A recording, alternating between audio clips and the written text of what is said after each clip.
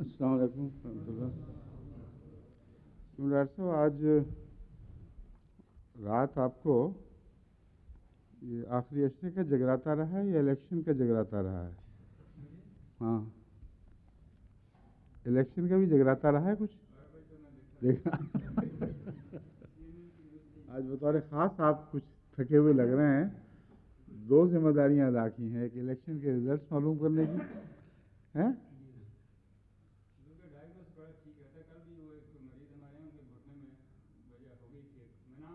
ہاں ہاں، بالکل بالکل، ہاں ہاں، گھٹنے رہ جاتے ہیں۔ اچھا، ٹھیک ہے۔ اور آپ نے بر وقت بدلا ہے رخ اپنے سر سے کسی کے گھٹنے کی طرف ہیں، کمال کر دیا ہے۔ حالانکہ عام طور پر ماروں گھٹنا پھوٹے آنکھ ہوتا ہے، یہاں سر کی چوٹ گھٹنے کی طرف منتقل کر دیا آپ نے۔ اچھا، یہ شروع کریں پھر، بسم اللہ۔ نہیں کہاں؟ اچھا، یہ microphone. Imran Khan, how are you? Are you fine? ماشاء اللہ۔ You appear to be a bit downtrodden today because of the defeat of your namesake? اچھا۔ اعوذ باللہ من الشیطان الرجیم، بسم اللہ الرحمن الرحیم۔ فکیف اذا جئنا من کل امۃ بشہید وجئنا بک علی ہؤلاء شہیدا۔ الم تر الی الذین اوتوا نصیبا من الکتاب یشترون الضلالۃ ویریدون ان تضلوا السبیل۔ جی، یہ کوئی اور چلی گئی؟ میں بھی حیران تھا، تو کوئی اور آیت تھی پہلے، یہ رکھی گئی ہے غلط جگہ۔ 43 آیت ہے، یہ 45 46 ہے، یہاں آئے گی۔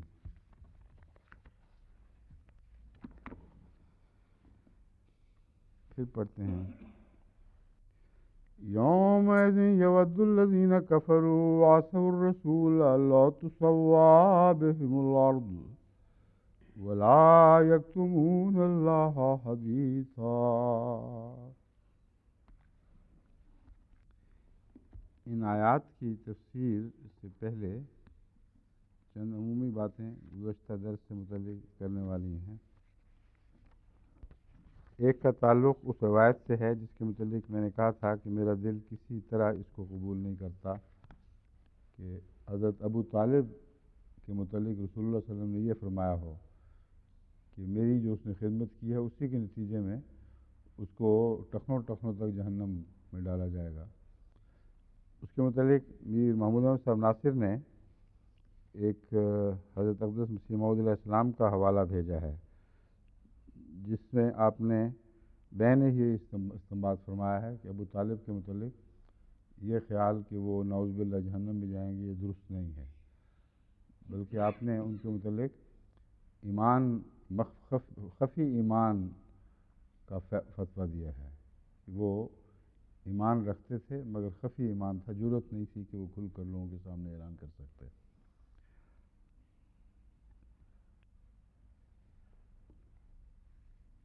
انہوں نے تو لکھا ہوا ہے، امیر صاحب نے یہ لکھا ہوا ہے کہ ملفوظات سے یہی مترشح ہوتا ہے، لیکن حوالہ مجھے یاد نہیں، انشاءاللہ ڈھونڈ کر پیش کروں گا۔ وہ پھر اس کے بعد حوالہ آ بھی گیا ہے، ملفوظات جلد پنجم صفحہ 270۔ ابو طالب کی بھی ایسی ہی حالت تھی۔ خدا تعالیٰ کی یہ عادت نہیں ہے کہ خبیث اور شریر کو ایک ادب اور لحاظ کرنے والے کے برابر کر دے گئے۔ صلی اللہ علیہ وسلم کا ادب اور لحاظ کرنے والے کا معاملہ ایک خبیث اور شریر جیسا ہو ہی نہیں سکتا۔ خدا تعالیٰ کی یہ عادت نہیں ہے کہ ایک خبیث اور شریر کو ایک ادب اور لحاظ کرنے والے کے برابر کر دے۔ اگر اس نے بظاہر تو مذہب قبول نہیں کیا مگر بزرگ سالی کی رونق اس میں نہ تھی۔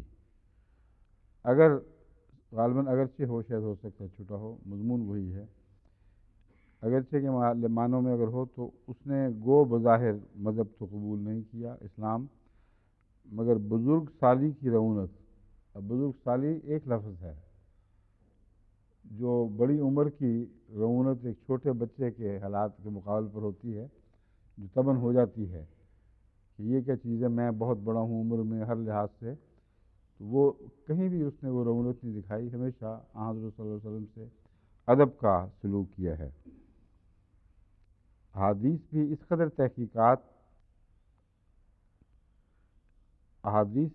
تحقیقات کہیں نہیں ہوئی ہے۔ یہ کوئی لفظ چھوٹا ہوا ہے یہاں، ممکن ہے کہ کبھی اس نے کلمہ پڑھ دیا ہو، کہتے ہیں رسول محمد فرماتے ہیں کہ اس کے کلمہ پڑھنے کا امکان خارج از امکان نہیں، تو اس کا کلمہ پڑھنا کہنا چاہیے، خارج از امکان نہیں ہے، ممکن ہے اس نے پڑھ دیا ہو، مگر حدیث میں چونکہ اس مضمون پر پوری تحقیق نہیں ہوئی، اس لیے ابھی اس بارے میں کچھ نہیں کہا جا سکتا۔ بجز اعتقاد کے محبت نہیں ہوا کرتی، اول عظمت دل میں بیٹھتی ہے پھر محبت ہوتی ہے۔ تو حضرت صلی اللہ علیہ وآلہ وسلم سے بنیادی طور پر عقیدے کا اتنے سخت اختلاف کے ساتھ محبت نہیں ہو سکتی، پھر پہلے دل میں عظمت ہے پھر محبت ہوئی ہے، بس یہ وہ استدلال ہے جو نفسیاتی استدلال اور بہت مضبوط استدلال ہے، اور الحمدللہ کہ وہ بات جو میں نے کہی تھی وہ صاد ہو گئی، اس کلیتاً اس پر مور تصدیق ثبت ہو گئی کہ وہ حدیث کے الفاظ بالکل غلط ہیں، ہرگز رسول اللہ صلی اللہ علیہ وسلم ایسی بات نہیں فرماتے، نہ اپنے طرز بیان کے اعتبار سے، نہ اس موقع اور محل کی نسبت سے، وہ قول حضور اکرم صلی اللہ علیہ وسلم کا نہیں ہو سکتا۔ واضح ہوگی بات؟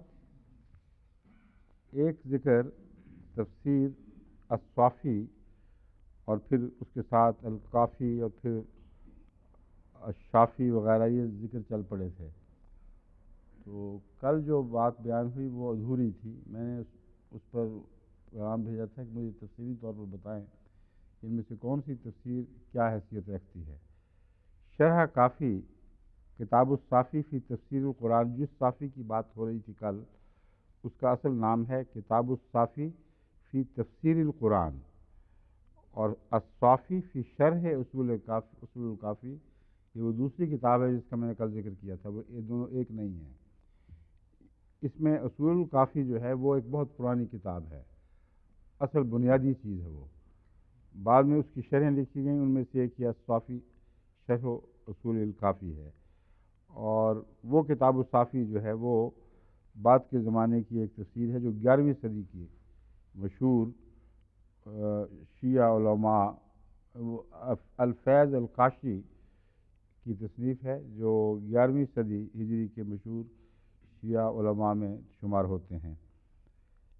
الصافی شرح اصول الکافی یہ الشیخ خلیل بن الغازی القزوینی متوفہ 1067 ہجری ہے، یعنی یہ الفیض القاشانی سے چند 50 سال کے قریب پہلے ہوئے ہیں، مگر یہ نہیں کہا جا سکتا، یہ بھی تو 11ویں صدی لکھا گیا، ہمیں کیا پتا کہ 11ویں صدی میں کب ہوئے تھے۔ 1067 بھی تو 11ویں صدی اس کا آخر ہے، اس لیے ان کے ہم اثر ہو لگتے ہیں پھر یہ دونوں لکھنے والے اس نام سے، ایک ہے الصافی شرح اصول کافی اور ایک ہے کتاب الصافی فی تفسیر القرآن۔ یہ کتاب الصافی ایک انڈیپینڈنٹ، ایک الگ تفسیر ہے مکمل اپنی ذات میں، جس کے مصنف ہیں الفیض القاشانی، ٹھیک ہے۔ اور اسی 11ویں صدی میں ایک مشہور شیعہ عالم نے ایک تفسیر لکھی ہے الصافی شرح اصول الکافی، وہ کافی کے جو بنیادی اصول ہیں الکافی میں بیان ہوئے ان کی تشریح ہے۔ اس کے مصنف ہیں الشیخ خلیل بن الغازی القزوینی متوفہ 1067۔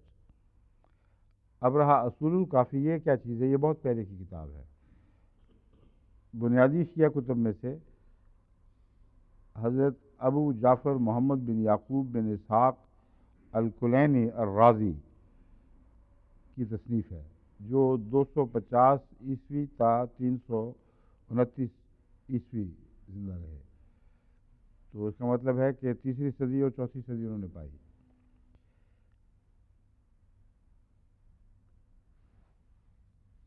یہ ہے تفسیروں کے متعلق ایک زیادہ فیصلہ کن بات آخری۔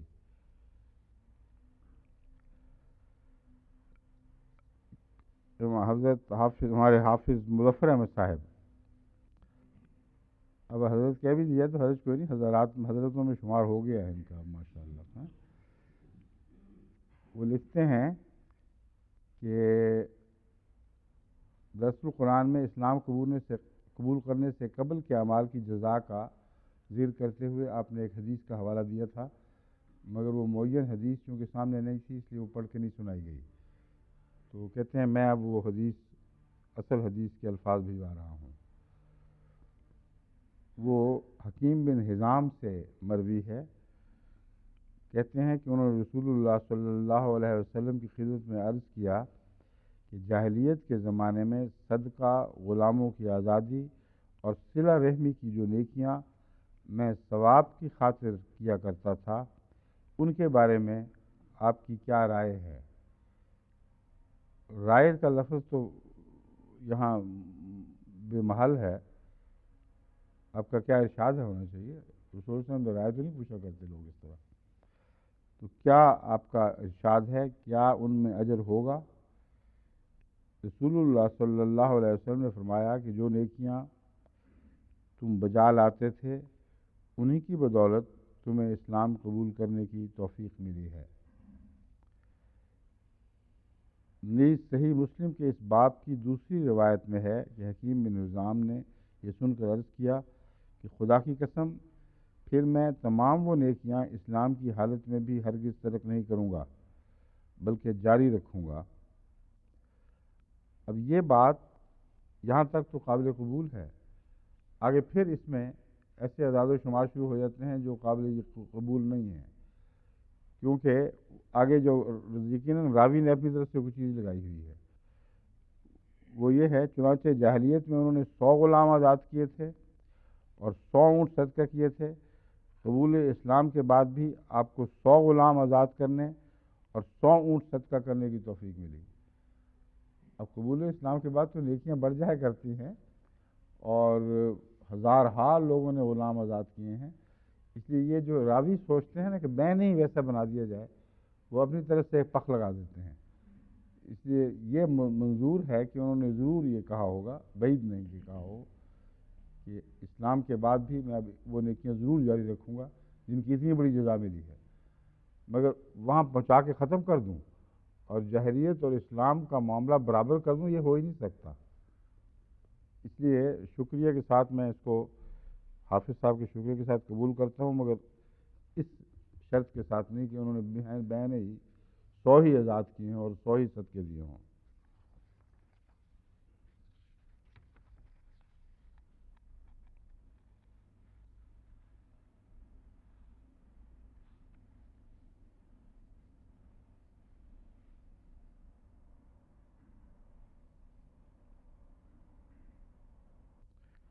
اب حافظ صاحب نے ایک تبری وغیرہ سے اور بھی روایات اس سے دی ہیں جو میرے نزدیک وہ قابل استناد نہیں ہیں، اس سے سند نہیں حاصل کی جا سکتی، اس سے کوئی نتیجہ نہیں نکالا جا سکتا، کیونکہ آگے سب میں وہی الجھی ہوئی باتیں، بعد کے زمانے کی تاریخ کی کتب یا اور تفسیری کتب سے جو حوالے نکالے گئے ہیں ان سب میں کچھ نہ کچھ الجھاؤ موجود ہے۔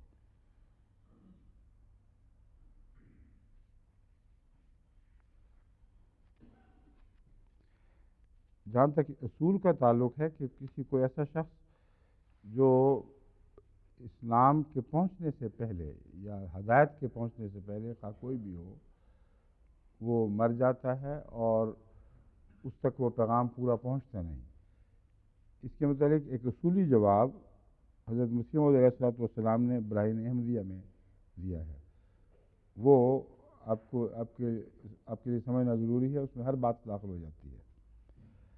اگر یہ کہو کہ جن تک کتاب الہامی نہیں پہنچی ان کی نجات کا کیا حال ہے، اس کا یہ جواب ہے کہ اگر ایسے لوگ بالکل واشی اور عقل انسانی سے بے بہرہ ہیں تو وہ ہر یک باز پرس سے بری اور مرفوع قلم ہے، اس لیے ان کے معاملے میں تمہیں کسی تردد کی ضرورت ہی کوئی نہیں، وہ مرفوع قلم لوگ ہیں، ان سے کچھ بھی نہیں حساب کتاب ہوگا۔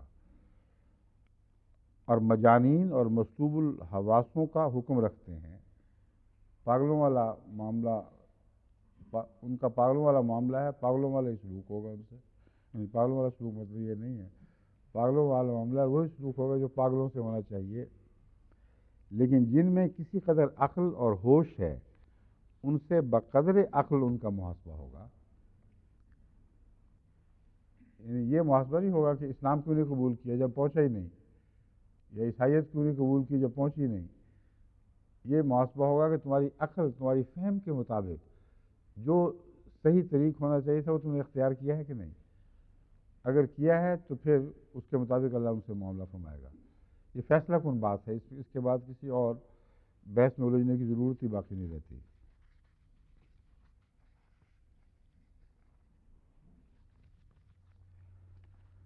اب ایک اور دلچسپ بات یہ ہے کہ کل کے درس میں ایک لفظ کی تشریح میں نے اس کی گرامر غلط بیان کر دی تھی، اور اس گرامر غلط کرنے کی وجہ ایک قرآن کریم کا لفظ اس سے ملتا جلتا ہے جو ایک دوسری جگہ استعمال ہوا، لیکن اس کا فائدہ بہت پہنچ گیا کیونکہ ایک ترجمہ جو غلط رائج ہو گیا ہے اس کی درستی ہو گئی۔ اس سے لفظ مستطیر ہے جس کا ترجمہ میں نے کیا تھا، وہ کون سی آیت تھی؟ وہ مستطیر، اچھا ویسے ذکر آئی چل، ہاں قرآن کریم میں اللہ تعالیٰ فرماتا ہے کہ اس شر، وہ اس زمانے سے بچو، اس کا خوف کرو، شر کانا شرہ مستطیرا، جس کا شر مستطیر ہوگا، اور مستطیر کا معنی میں نے وہ کر دیا جو دراصل مستتر کا معنی ہے، کیونکہ قرآن کریم نے دوسری جگہ یہی لفظ استعمال فرمایا ہے، وہ کل شین فعلوہ فی الزبر، ہر چیز جو وہ کرتے ہیں وہ صحیفوں میں موجود ہے، وہ کل صغیر و کبیر مستتر، اور ہر چھوٹی اور بڑی بات مستتر ہے۔ مستتر ہوتا ہے لکھا ہوا، لکھی ہوئی چیز، تو چونکہ اس دور کو بیان کرتے ہوئے جس کا شر وہ مقدر بن گیا ہو، لفظ مستتر کے معنی زیادہ ذہن میں ابھرتے ہیں، اس لیے میں نے یہ معنی اختیار کرتے ہوئے ذہنی طور پر مستطیر کو گویا اسی سے سطر سے مشتق بنا لیا، جو غلط ہے۔ لفظ سطر سے مستطیر نام کا کوئی باب بن ہی نہیں سکتا، کیونکہ سین توئے رے کے درمیان کوئی حرف علت نہیں ہے، اور لفظ مستطیر اجوف لفظ سے بنتا ہے جس کے پیٹ میں ایک حرف علت ہو۔ اس کا مطلب یہ ہے کہ جب ہم کہتے ہیں استقامہ تو بیچ میں الف جس کو آپ حمزہ کہہ رہے ہیں، دراصل یہ ہے جو الف میں بدل گئی ہے، بعض دفعہ واو الف میں بدل جاتی ہے، اور دو سالڈ مضبوط حرفوں کے درمیان اگر یہ کمزور حرف، جس کو بیمار حرف عربی میں کہتے ہیں، داخل ہو جائے تو پھر گرامر کے اعتبار سے اس میں کچھ تبدیلیاں پیدا ہوتی ہیں، اور وہ ایک جیسے لفظ میں ہمیشہ ایک ہی جیسی تبدیلیاں ہوں گی۔ تو دراصل وہ طارا یطیرو سے لفظ ہے جو مستطیر ہے، طارا میں نے اڑا، یطیرو میں نے اڑتا ہے یا اڑے گا، اور استقامہ میں نے وہ مضبوطی سے اپنے حال پر قائم رہا، وفاداری کے ساتھ اور ہمت کے ساتھ، مستقیم جو ہمیشہ راہ راست پر قائم رہے، تو مستطیر اور مستقیم یہ دونوں ملتے جلتے لفظ ہیں۔ سمجھ گئے ہیں آپ ڈاکٹر صاحب؟ اب سوال یہ ہے کہ اس کے بعد اس ترجمے کا کیا جواز ہے جو ہماری تمام ترجمے کی کتب میں ملتا ہے کہ اس کا شر سارے عالم میں پھیلا ہوا ہوگا، کیونکہ مستقیم کا مطلب ہے جو ہمیشہ استقامت پر قائم رہے، مستطیر کا مطلب اس کے سوا بن نہیں سکتا کہ جو ہمیشہ محو پرواز یا جو محو پرواز ہو، تو محو استقامت اور محو پرواز یہ ترجمہ ہونا چاہیے۔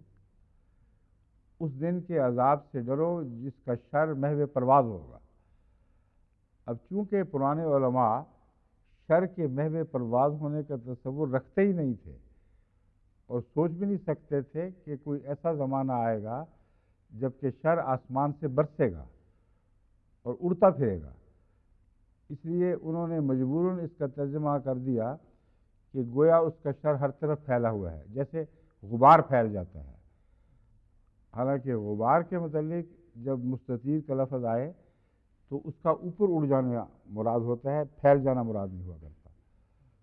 تو وہی ترجمہ ہماری کتب میں بھی راہ پا گیا ہے، ہمارے تراجم میں بھی، کہ اس کا شر ہر طرف پھیلا ہوا ہوگا، کیونکہ لفظ تارا کے ساتھ اس کے شر کے پھیلاؤ کا مضمون بنتا نہیں تھا، اس لیے میں نے مستتر کو ترجیح دی اور یہ معنی یوں کیا کہ گویا اس کا شر ایک ناقابل تبدیل تحریر ہو چکا ہے، ایک مقدر بن چکا ہے دنیا کا، اور صفحہ ہستی پر یہ دنیا پر لکھا گیا ہے یہ شر ضرور ہوگا۔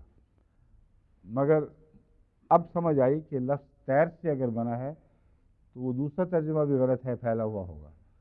ترجمہ یہ ہونا چاہیے کہ اس زمانے کے عذاب سے بچو اور ڈرو جس کا شر اڑتا پھرے گا ہواؤں میں، اور یہ وہ زمانہ ہے جو فضائی جنگوں کا زمانہ ہے، جب ہر قسم کی ہلاکتیں آسمان سے برستی ہیں، آسمان آگ برسانے کو ہے جو مسلم وسلم فرما رہے ہیں۔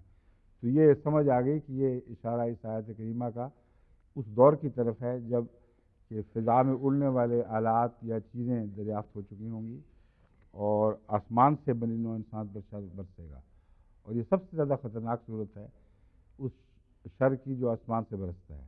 ٹھیک ہے، تو دیکھیں ایک غلطی سے اللہ تعالیٰ بعض دفعہ کیسے عمدہ اچھی باتیں بھی نکلوا دیتا ہے، اور وہ غلطی ایک اور اچھی بات کو سمجھنے میں ممد ثابت ہو جاتی ہے۔ اب چلتے ہیں وَكَيْفَ إِذَا جِئْنَا مِنْ كُلِّ أُمَّةٍ بِشَهِيدٍ کے مضمون کی طرف۔ میں نے گزارش کی تھی کہ لفظ شہید کا جب لغوی معنی یہ اختیار کر لیا جائے، شہد علیہ کے معنوں میں علی ہؤلاء شہیدہ، کہ وہ حاضر ہو اور نگران ہو اور کھڑا ہو اوپر، تو پھر اس سے آگے پھر شق بشق اور معنی ایسے نکالے جا سکتے ہیں جو یا اس آیت کے مضمون کو بالکل ناقابل فہم بنا دیں، یا اس آیت کے مضمون سے ہٹ کر ایسے معنی ہمارے سامنے رکھ دیں جو کسی پہلو سے بھی قابل قبول نہیں ہیں۔ اور اکثر ایسے علماء نے جو مردہ پرست ہیں، جو انسان کو اللہ تعالیٰ کے برابر کرنے میں کوئی بات نہیں سمجھتے، خدا کے علم اور انسان کے علم میں کوئی فرق نہیں رہنے دیتے، انہوں نے یہ استنباط کیا ہے۔ وہ کہتے ہیں حضرت صلی اللہ علیہ وآلہ وسلم شہید علیہم جو لفظ آیا ہے یہ قیامت کے دن بھی ہے اور اس دنیا پر بھی ہے، بس وہ کیسے شہید ہوئے اگر وہ ہر وقت حاضر ناظر نہیں ہیں، یہ بات میں مختصر پہلے کر چکا ہوں۔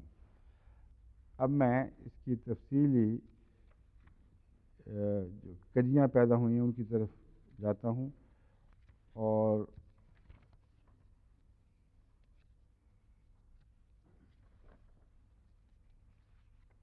مختلف علماء کے حوالے سے پڑھتا ہوں کہ کیا کیا کہتے ہیں اس کے متعلق۔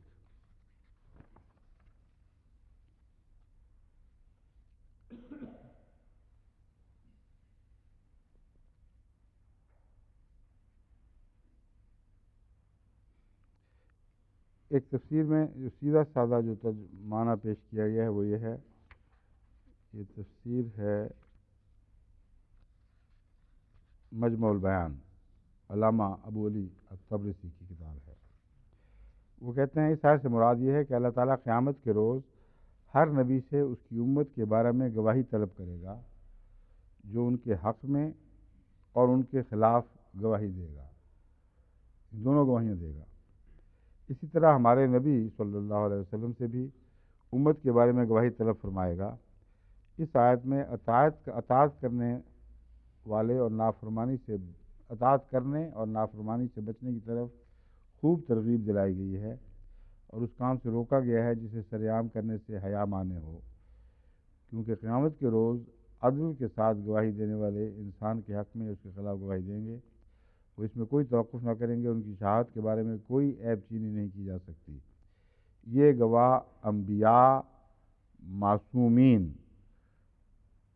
معزز لکھنے والے فرشتے یعنی کرامن کاتبین، جوارے، مکان اور زمانہ ہوں گے، یعنی نبیوں کے علاوہ یہ سب بھی وہ گواہی دینے والوں میں شامل ہوں گے۔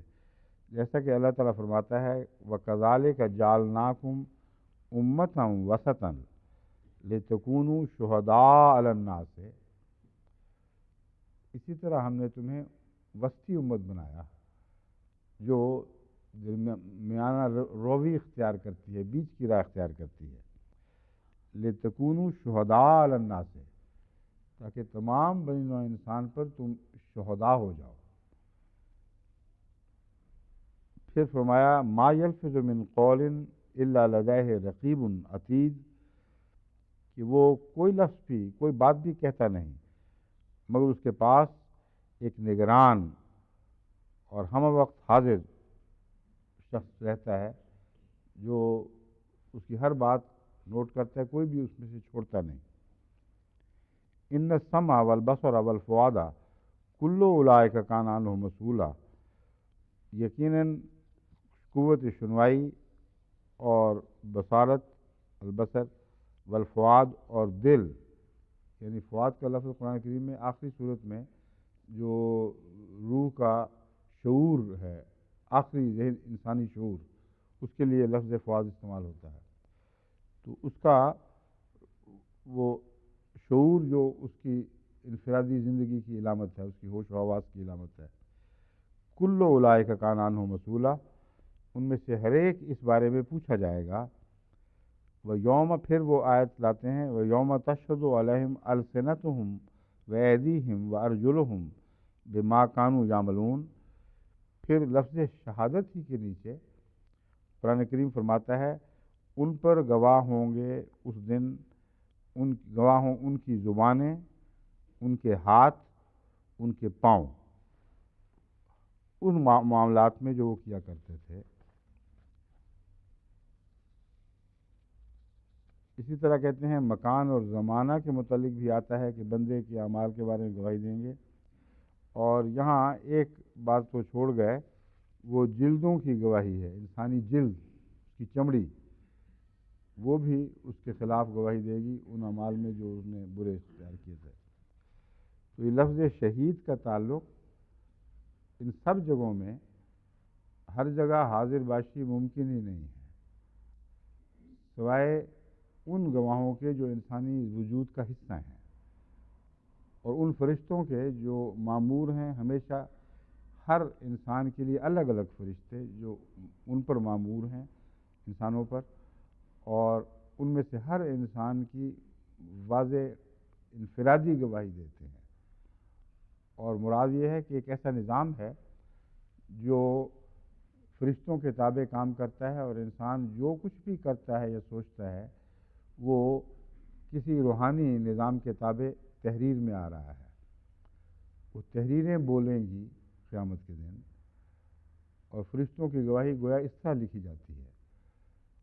یہ مضمون ہے دراصل جو اسی تعلق میں قیامت کے دن اس طرح ظاہر ہوگا کہ ہر نبی اپنی اپنی امت پر گواہ بن کے آئے گا، اور آن حضرت صلی اللہ علیہ وآلہ وسلم تمام انبیاء پر، گویا تمام بنی نوع انسان پر گواہ بن کے آئیں گے۔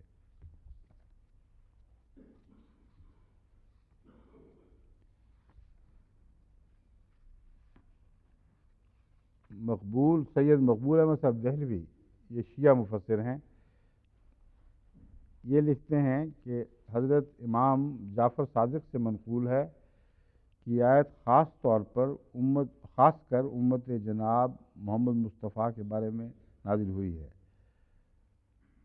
اس آیت کا اصل معنی یہ ہے، جو آیت ہے وَإِذَا كَيْفَ إِذَا جِئْنَا مِنْ كُلِّ أُمَّةٍ بِشَهِيدٍ، کیا حال ہوگا اس وقت جب کہ ہر امت سے ایک گواہ لایا جائے گا، وَجِئْنَا بِكَ عَلَىٰ هَٰؤُلَاءِ شَهِيدًا، اور جب کہ تجھے ان سب پر بطور گواہ کھڑا کر دیا جائے گا۔ کہتے ہیں یہ آیت خاص کر امت محمد مصطفیٰ صلی اللہ علیہ وسلم کے بارے میں نازل ہوئی ہے کہ ہر قرن میں ان میں سے ایک امام ہوگا جو ان کے اعمال و افعال کی گواہی دے گا، اور جناب محمد مصطفیٰ ہم ائمہ کے اعمال و افعال کی گواہی دیں گے۔ یعنی حضرت امام جعفر اپنے آپ کو چونکہ ائمہ میں شمار کرتے ہیں، اس لیے فرماتے ہیں رسول اللہ صلی اللہ علیہ وسلم ہم ائمہ کے افعال اور اعمال کی گواہی دیں گے۔ تو شہیدین سے مراد انبیاء نہیں ان کے نزدیک، بلکہ امت محمد مصطفیٰ صلی اللہ علیہ وسلم میں وہ سلسلہ ائمہ مراد ہے جو اثنا عشری شیعوں کے مسلمہ تسلیم شدہ امام ہیں۔ احتجاج طبرسی میں جناب امیر المومنین سے ایک حدیث اہل معشر کے حوالے میں مذکور ہے، جس میں یہ بھی ذکر ہے کہ رسول کھڑے کیے جائیں گے اور ان سے یہ دریافت کیا جائے گا کہ جن رسالتوں کا حامل بنا کر تم کو تمہاری امتوں کی جانب بھیجا گیا تھا وہ تم نے پہنچا دیں یا نہیں۔ وہ عرض کریں گے کہ ہم نے پہنچا دیں، پھر امتوں سے دریافت کیا جائے گا، وہ انکار کریں گے، کوئی نہیں پہنچائیں، جیسا کہ وہ ایک آیت سے استنباط کرتے ہیں فَلَنَسْأَلَنَّ الَّذِينَ أُرْسِلَ إِلَيْهِمْ وَلَنَسْأَلَنَّ الْمُرْسَلِينَ، کہ ہم ان سے بھی پوچھیں گے جن کی طرف بھیجا گیا، اور ان سے بھی پوچھیں گے جو بھیجے گئے۔ اور وہ اس آیت سے یہ استنباط کرتے ہیں کہ وہ کہیں گے ہمیں تو کوئی نہیں پہنچائیں، تو رسول کہیں گے نہیں، جھوٹ بولتے ہیں، ہم نے پہنچا دی تھی۔ اور وہ امتیں جو کچھ کہیں گی اس کی بھی خبر دے دی گئی۔ ما جانا من بشیر ولا نذیر، یہ جو آیت ہے اس کو محل سے اٹھا کر اس ٹکڑے کو غلط معنی پہنا کر یہاں دلیل کے طور پر پیش کیا ہے۔ یہ اس کا حوالہ نہیں دیا ہوا، نکالیں۔ جہاں تک مجھے یاد ہے یہ آیت یہ جو اقتباس ہے اس موقع کیا ہے جہاں فرمایا کہ ہم نے نذیر بھیجے، بشیر بھیجے، کہیں ایسا نہ ہو کہ قوم کوئی کہے کہ ہمارے پاس کوئی بشیر اور کوئی نذیر نہیں آیا، حالانکہ سب کے پاس بشیر و نذیر بھیجے گئے ہیں۔ تو اس ذکر کو انہوں نے وہاں اپنے حق میں دلیل کے طور پر استعمال کیا ہے۔ اس وقت اور رسول جناب محمد مصطفیٰ کو اپنا گواہ قرار دیں گے، یعنی بالکل قرآن مضمون کے برعکس بات ٹھہرائی گئی ہے، یعنی کہ حضرت صلی اللہ علیہ وآلہ وسلم بطور گواہ سب پر خدا تعالیٰ کی طرف سے کھڑے کیے جائیں گے۔ وہ کہتے ہیں جب رسولوں کا انکار ہو جائے گا تو پھر خدا گویا کہ مخمصے میں پڑ جائے گا کہ اس کی بات مانوں یا اس کی مانوں، تو پھر رسول کہیں گے یہ دیکھیں ان کی بات تو مانیں گے نا اے اللہ، تو اس وقت وہ محمد رسول اللہ کو گواہ کریں گے۔ بس حضرت رسولوں کی تصدیق اور ان کی امتوں کی تکذیب کی گواہی دیں گے، اور امت سے یہ فرمائیں گے بلا قد جاءکم بشیر و نذیر واللہ علی کل شیء قدیر، کہ کیوں نہیں تمہارے پاس بشیر بھی آئے اور نذیر بھی آئے، اور اللہ ہر چیز پر قادر ہے۔ واللہ علی کل شیء قدیر یہاں لانے کا فائدہ یہ ہے کہ امتوں کو یہ جتلانا مقصود ہے کہ خدا اس بات پر قادر ہے کہ تمہارے اعضاء سے اس بات کی گواہی دلوا دے کہ ان رسولوں نے اپنی رسالت تم تک پہنچا دی ہے، اور وہ الگ مضمون جاری بھی ہے۔ اس کے باوجود پھر وہ رسولوں بیچاروں کو شک پڑ گیا کہ اب ہماری بات کا تو انکار ہو گیا، تو رسول اللہ صلی اللہ علیہ وسلم کی گواہی دلائی۔ اس لیے خدا نے اپنے رسول سے فرمایا فَكَيْفَ إِذَا جِئْنَا بِكُلِّ أُمَّةٍ، یہ ہے سارا چکر شہادت کا جو مختلف مفسرین نے اپنے رنگ میں سمجھا اور دنیا کو اس چکر میں ڈالا۔ لیکن جو آگے خطرناک بات آنے والی ہے، جو سب سے زیادہ خطرناک ہے، وہ میر احمد علی صاحب کا حصہ ہے۔ ان کے سوا کوئی دنیا کا مفسر ایسی باتیں نہیں لکھ سکتا جو میر احمد علی صاحب نے درج فرمائی ہیں۔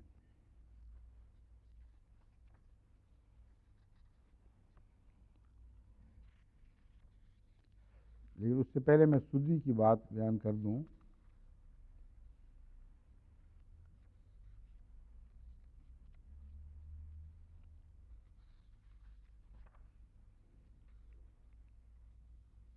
امام راضی تفسیر کبیر جلد 10 105 میں فرماتے ہیں کہ سدی کہتے ہیں کہ امت محمدیہ رسول اللہ کے پیغام پہنچانے کی گواہی دے گی، اور رسول اللہ صلی اللہ علیہ وسلم اس بات کی گواہی دیں گے کہ اس امت نے آپ کی تصدیق کی ہے۔ اسی لیے فرمایا جعلناکم امۃ وسطا لتکونوا شہداء علی الناس ویکون الرسول علیکم شہیدا۔ یہ اور مضمون ہے، وہ بالکل اور مضمون ہے۔ یہ مضمون ہے کہ حضرت صلی اللہ علیہ وآلہ وسلم امت پر کیسے شہید ہوں گے، اس امت پر جو خود آگے شہید ہے، اور وہاں باقی امتوں پر اور انبیاء پر شہادت کا ذکر ہے، اس لیے ان دو آیتوں کو خام خواہ خلط ملط کر دیا گیا ہے۔ نکلے آیت یا اہل الکتاب قد جاءکم رسولنا یبین لکم علی فترۃ من الرسل ان تقولوا ما جاءنا من بشیر ولا نذیر۔ یہ ہے وہ کہ اے اہل کتاب، دیکھو حضرت محمد مصطفیٰ صلی اللہ علیہ وسلم کے ذکر میں کہ اب باوجود اس کے کہ کچھ عرصہ رسالت کا انقطاع رہا، اب یہ رسول محمد رسول اللہ تم میں آ گئے ہیں، ایسا نہ ہو مبادہ کہ تم یہ کہو کہ ہمارے پاس کوئی رسول نہیں آیا۔ تو یہ اس آیت کے مضمون کو توڑ مروڑ کر یہ بنا لیا گیا کہ قیامت کے دن چونکہ سارے انکار کر دیں گے، اللہ پوچھے گا رسول آئے تھے کیا ہوا، سارے جھوٹ بول دیں گے وہاں کہ اللہ ہمیں تو پتہ ہی نہیں، پہلی دفعہ بات سن رہا ہے، رسول بھی کوئی ہوتے ہیں دنیا میں۔ تب خدا تعالیٰ نبیوں کو دیکھے گا کہ نبی تو جھوٹ لائے گئے سارے، وہ یوں ہی کہہ رہے تھے کہ ہم نے پیغام پہنچا دیا ہے۔ پھر نبی رسول اللہ علیہ وسلم کی طرف جائیں گے کہ اب کچھ گواہی دو، کچھ بتاؤ ہمارا حال، ہم تو جھوٹے ہو گئے۔ یہ کتنا غلط اور ظالمانہ مضمون ہے جو اس انتہائی عارفانہ کلام کی طرف منسوب کر دیا گیا ہے۔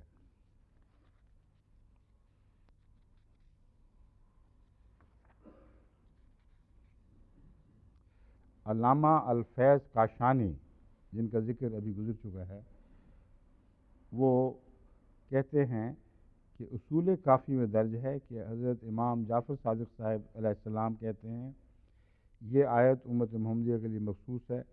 یہ وہی ہے ذکر جو پہلے گزر چکا ہے۔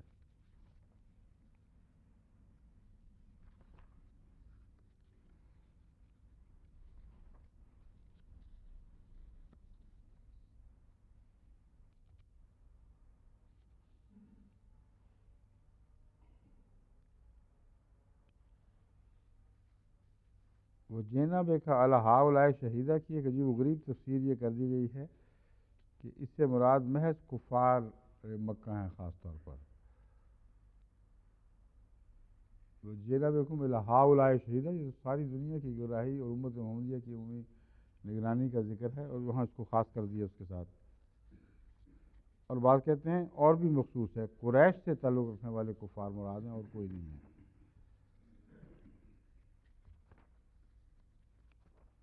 اب چلیں جی، اب شروع ہو گیا سلسلہ میر احمد علی صاحب کا۔ یہ ہے اصل جو، اب ذرا اب جگر تھام کے بیٹھو، میری باری، مطلب میر صاحب کی باری آ گئی ہے۔ فرماتے ہیں a proper and intelligent study of this verse guides the reader to a very important factor of knowledge about the personality of the Holy Prophet۔ کہتا ہے ایک انٹیلیجنٹ اسٹڈی، اب انٹیلیجنٹ اسٹڈی کا حال آگے آئے گا کیا ہے، اس سے حضرت اقدس محمد رسول اللہ علیہ وسلم کے کردار پر ایک ایسی روشنی پڑتی ہے جو بنیادی اور مرکزی کردار ہے، اور رسول اللہ صلی اللہ علیہ وسلم کی پرسنالٹی اس سے کھلتی ہے. The word shaheed means a witness. When shaheed is followed by Allah, it means a raqib or muhaimin, meaning a close watcher, a careful observer, and a witness in the pure and most perfect sense, as used in verse 2, 144. The address in the verse is to the Holy Prophet. مطلب یہ ہے کہ جب اس آیت کریمہ میں جہاں رسول اللہ صلی اللہ علیہ وسلم کو شہید تمام انبیاء پر قرار دیا گیا ہے، یہاں ایک مرکزی قابل توجہ بات یہ ہے کہ حضور اکرم صلی اللہ علیہ وسلم کی پرسنالٹی پر ایک ایسی روشنی پڑتی ہے جو آپ کے امتیاز کو گویا ظاہر کرتی ہے. اور اس پرسنالٹی کا مرکزی کردار ہے رقیب اور مہیمن. اور رقیب اور مہیمن ہو نہیں سکتا اگر ہمہ وقت حاضر نہ ہو. بس یہ پرسنالٹی ہے کہ حضرت صلی اللہ علیہ وسلم ہر اس انسان کے اعمال کے نگران ہیں جن کی طرف آپ کو بھیجا گیا، اور اس طرح نگران ہے جیسے کوئی شخص کسی کو کھڑا سامنے دیکھ رہا ہو. یہ ترجمہ انہوں نے کیا اس سے. The question arises, can anyone who was not present on any event bear witness over the situation? سیدھا سوال اٹھتا ہے کہ کوئی شخص جو موجود ہی نہ ہو وہ اس کی گواہی کیسے دے سکتا ہے؟ The verse says that a witness will be called of every people, of every age, and the Holy Prophet would be called to bear witness over all those witnesses. تو اس کا مطلب یہ ہے کہ آپ ہر زمانے میں زندہ باشعور تھے اور ہر زمانے میں حاضر ناظر تھے، نہ کہ صرف اس زمانے میں. انبیاء کے ایک اوپر گواہ بننے کا مطلب اس کے سوا بن ہی نہیں سکتا ان کے نزدیک کہ حضرت صلی اللہ علیہ وآلہ وسلم اسی طرح ازلی ابدی ہیں جس طرح اللہ تعالیٰ ہے. اور اس سے جو آگے استنباط کرتے ہیں وہ بھی حیرت انگیز ہے، وہ میں آگے جاؤں گا اس کی طرف. The verse says that a witness will be called of every people, of every age, and the Holy Prophet would be called to bear witness over all those witnesses. This statement of the Holy Quran clearly indicates that the Holy Prophet was essentially present with every prophet. لازماً ہر خدا کے نبی، ہر رسول کے ساتھ کسی زمانے میں کسی ملک میں ہوں، حضرت محمد رسول اللہ صلی اللہ علیہ وسلم موجود رہا کرتے تھے. In every part of the earth and in all times, and according to 2:143, he remains similarly present with every holy imam until the day of judgment to bear witness over them all. اسی آیت سے مزید استنباط یہ ہوتا ہے کہ ہمارے ائمہ میں سے ہر ایک کے ساتھ حضرت صلی اللہ علیہ وآلہ وسلم ہمہ وقت موجود رہتے ہیں اور قیامت تک موجود رہیں گے. استنباط کس آیت سے ہے؟ وَكَذَلِكَ جَعَلْنَاكُمْ أُمَّةً وَسَطًا لِتَكُونُوا شُهَدَاءَ عَلَى النَّاسِ وَيَكُونَ الرَّسُولُ عَلَيْكُمْ شَهِيدًا. یہ اس لیے ہے کہ ہم نے تمہیں اے امت محمدیہ امت وسطی بنایا ہے تاکہ تم تمام بنی نوع انسان پر گواہ رہو اور رسول تم پر گواہ رہے. اگر رسول کی گواہی کا مضمون یہ ہے تو امت محمدیہ کی گواہی کا بھی وہی مضمون ہوگا. اس لیے امت محمدیہ کا ہر فرد ہمہ وقت ہر اس انسان کے ساتھ موجود ہے جس پر وہ گواہ بنتا ہے، اور پھر ہر زمانے کے ہر انسان کے ساتھ.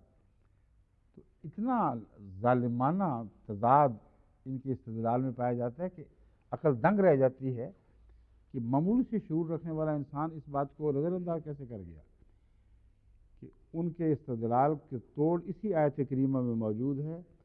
اگر امت محمدیہ کا ہر فرد پہلے شہید ہے، بعد میں رسول اللہ صلی اللہ علیہ وسلم اس پر شہید ہے، تو دو استنباط لازماً نکلتے ہیں اس کے کہ ہر امت محمدیہ کا فرد تمام بنی نوع انسان کے ساتھ ہمہ وقت موجود رہتا ہے اور ہر ایک کو دیکھ رہا ہے، ہر ایک کی نگرانی کر رہا ہے، اور کوئی فرد بشر بھی انسانوں میں سے اس سے بچا ہوا نہیں، تب وہ گواہ بنے گا۔ اور رسول اللہ صلی اللہ علیہ وسلم پھر ائمہ کے ساتھ کیوں رہیں گے؟ پھر اگر شہداء علی الناس ہیں، اگر امت محمدیہ پر ہیں، تو ہر فرد بشر جو محمد رسول اللہ کی امت کا حصہ ہے، اس کے ساتھ محمد رسول اللہ بھی رہتے ہیں گواہی دینے کے لیے۔ یہ مضمون بن گیا۔ اس لیے آیت وہ کوٹ کر گیا ہے جس نے ان کے دعوے کا کچھ بھی باقی نہیں رہنے دیا، کلیت الف سے یہ تک اس کو جھٹلا دیا ہے۔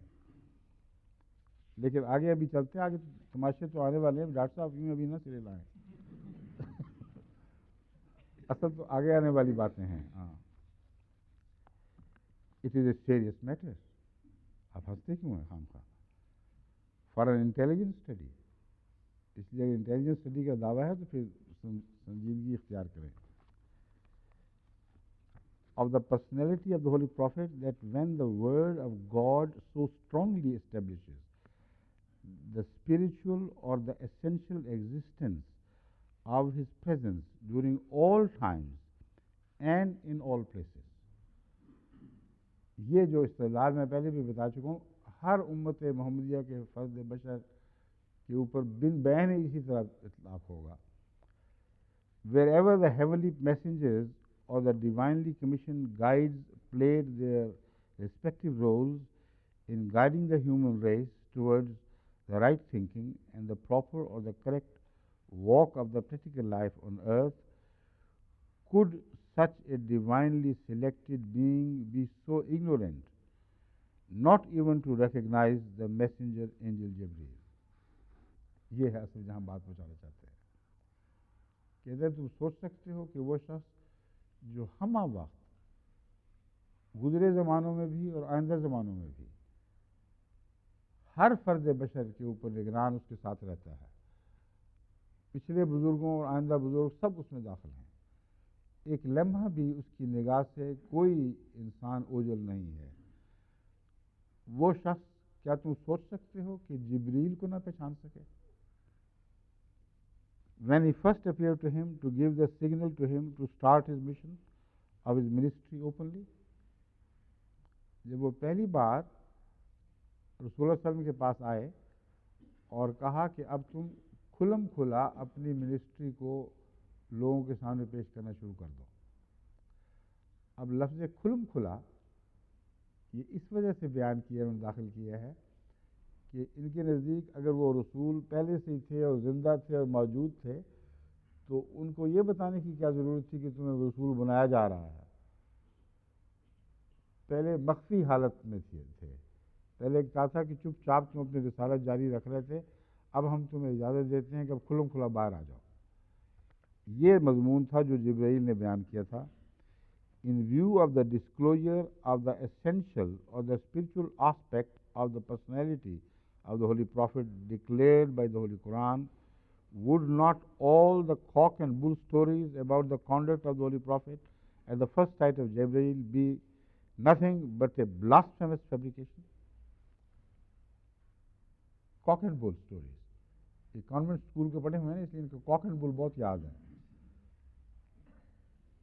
وہ جو حدیث جو بہت ہی عظمت رکھتی ہے اور قرآن کریم کے ایک مضمون اقرأ باسم ربک الذی خلق سے تعلق رکھتی ہے، پہلی وحی کیسے نازل ہوئی، اس کا اس حد تک مذاق اڑا رہے ہیں اور تضحیق کر رہے ہیں اس کی، کہتے ہیں یہ کاک اینڈ بل سٹوری ہے کہ جبرائیل آئے اور انہوں نے کہا اقرأ باسم ربک الذی، اور رسول اللہ صلی اللہ علیہ وسلم نے فرمایا ما انا بقارئ، کہ سب اس کا کوئی بھی وجود نہیں ہے، کیونکہ اس کے خلاف قرآن کریم کی آیت واضح گواہ کھڑی ہے، وہ آیت جس کا استنباط ہی بالکل بے معنی اور بے حقیقت ہے، اور دوسری تمام آیات اس کے منافی استدلال اس کے منافی گواہی دے رہی ہیں۔ آگے چل کے فرماتے ہیں to establish and to declare the falsehood in the story of the Holy Prophet getting terrified at the sight of the messenger angel and is returning home frightened and being consoled by his wife Lady Khadija, and is being informed by Waraqah bin Nawfal that he was the apostle of God.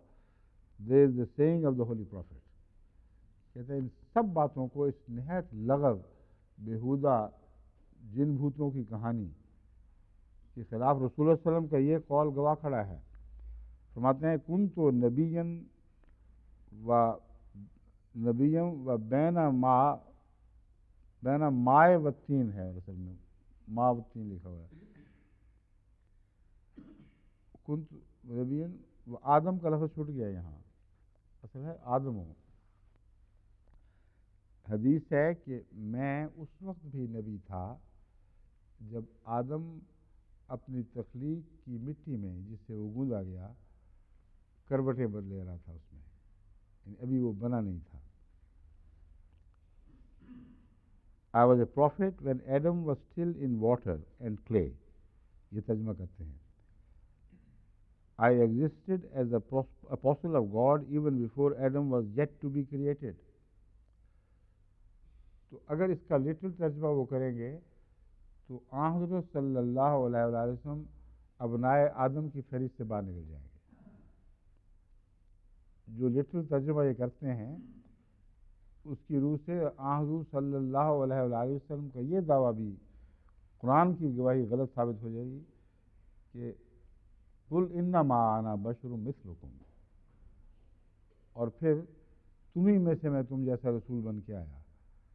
رسول منہم، عربوں کے ساتھ اور ان کے جو امی لوگ تھے ان میں سے یہ ساری آیات قرآنیاں باطل ہو جائیں گی اور جھوٹی اور بے معنی اور لغو، جن کی کوئی بھی جگہ قرآن میں باقی نہیں رہتی. اس حدیث پر استنباط کر رہا ہے اور رسول اللہ صلی اللہ علیہ وسلم کو ابنائے آدم کی فہرست سے باہر نکال دیا. یہ کیوں ہے ان کے لیے ضروری؟ اس لیے کہ اصل بات یہ ہے کہ وہ ائمہ کو حاضر ناظر دکھانا چاہتے ہیں. حضرت علی کرم اللہ وجہ کو بھی حاضر ناظر دکھانا چاہتے ہیں، اور جب تک رسول اللہ صلی اللہ علیہ وسلم کو پہلے ثابت نہ کر لیں آگے وہ ثابت نہیں ہوں گے. پھر فرماتے ہیں the essential existence of the Holy Prophet with all apostles and in all times has been referred to in verse 2 144 وَكَذَلِكَ جَعَلْنَاكُمْ أُمَّةً وَسَطًا لِتَكُونُوا شُهَدَاءَ عَلَى النَّاسِ. اور آیت وہ دے دی جو ان کے مضمون کا کچھ بھی باقی نہیں رہنے دیتی. ہم نے اسی طرح اے امت محمدیہ تمہیں کھڑا کیا تاکہ تم امت وسطاً کے طور پر سارے بنی نوع انسان پر گواہ ہو جاؤ. تو وہی ہمیشگی کا مضمون یہاں بھی آ جائے گا، وہی ازلی ابدی ہونے کا مضمون یہاں بھی آ جائے گا. پھر کہتے ہیں وَيَوْمَ نَبْعَثُ فِي كُلِّ أُمَّةٍ شَهِيدًا عَلَيْهِمْ مِنْ أَنفُسِهِمْ وَجِئْنَا بِكَ شَهِيدًا عَلَى هَؤُلَاءِ وَنَزَّلْنَا عَلَيْكَ الْكِتَابَ تِبْيَانًا لِكُلِّ شَيْءٍ وَهُدًى وَرَحْمَةً وَبُشْرًى لِلْمُسْلِمِينَ میں بھی کہتے ہیں میرے ہی استنباط کی تصدیق ہوتی ہے، توثیق ہوتی ہے کہ جس دن ہم ہر امت سے ایک شہید کو کھڑا کریں گے، ایک گواہ لینے والے کو، من انفسہم جو خود انہی میں سے ہوگا، وَجِئْنَا بِكَ شَهِيدًا عَلَى هَؤُلَاءِ اگر رسول اللہ صلی اللہ علیہ وسلم انہی میں سے نہیں ہیں تو پھر انہی میں سے وہ کیسے گواہی دیں گے جب باقی سب گواہ دینے والے انہی میں سے تھے. تو ایک ایک لفظ آیات قرآنی کا اس دعوے کو کلیتاً جھٹلا رہا ہے اور اس کا کچھ بھی باقی نہیں چھوڑتا. وہ جو اپنے تائید میں حدیثیں دیتے ہیں یا قرآن کریم کی آیات دیتے ہیں وہ سراسر اس مضمون کے منافی ہیں. پھر فرماتے ہیں دس ورس جو اب انہوں نے کوٹ کی ہے نحل کی، دس verse makes obvious the unique spiritual existence of the Holy Prophet from the very beginning of the world to its end. اس زمین کے شروع ہونے سے پہلے جب یہ زمین بنائی گئی تھی، یہ وہی عقیدہ ہے جو ہندوؤں کا اپنے رشیوں کے متعلق ہے. اور معلوم ہوتا ہے وہاں ہندو بہت ہوتے تھے تو ان سے مل جل کر انہوں نے ان کی باتیں سنی، ان سے بڑا متاثر ہوئے ہیں. تو حضرت صلی اللہ علیہ وآلہ وسلم کو بھی ایک فرضی ہندو رشی کے طور پر پیش کرنے کا شوق ہے. وہ بھی کہتے ہیں ابتدائی آفرینش سے ہمارے رشی موجود تھے.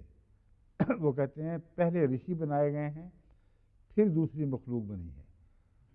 اور اسی لیے حضرت میر صاحب کو یہ سوجا ہے کہ حضرت صلی اللہ علیہ وآلہ وسلم کو بھی اسی ہندو تصور کے مطابق ایک ایسا نبی بنا کر پیش کریں جو زمین بننے سے پہلے بنا دیا گیا تھا اور باقی زمین اور اس پہ تخلیق سب بعد میں وجود میں آئے ہیں. کہتے ہیں آبویس ہے یہ بات. کیوں ڈاکٹر صاحب آبویس ہے؟ This verse makes obvious the unique spiritual existence of the Holy Prophet from the very beginning of the world to its end. Evidence could be acceptably taken only when the individual giving the evidence has witnessed the object under question. بس وہی جھگڑا سارا. جب تک کوئی گواہ آنکھوں نہ دیکھ لے وہ گواہ بن ہی نہیں سکتا. اور شہادت کے وہ دوسرے سارے معنی جو عربی میں مسلم علماء کو مسلم یعنی نگران کے جو اول معنی ہیں ان کا ذکر تک نہیں کرتے. صرف ایک بات کو پکڑ بیٹھے ہیں کہ گواہ کیسے ہوگا جب دیکھا نہیں تھا.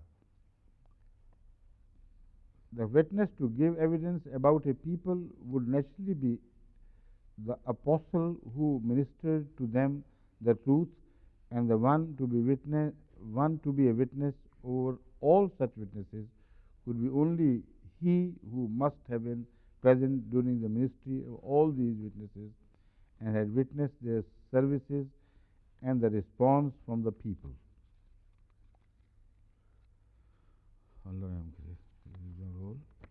Thus what the Holy Prophet said about himself, وہ آگے وہی حدیث کوٹ کرتے ہیں.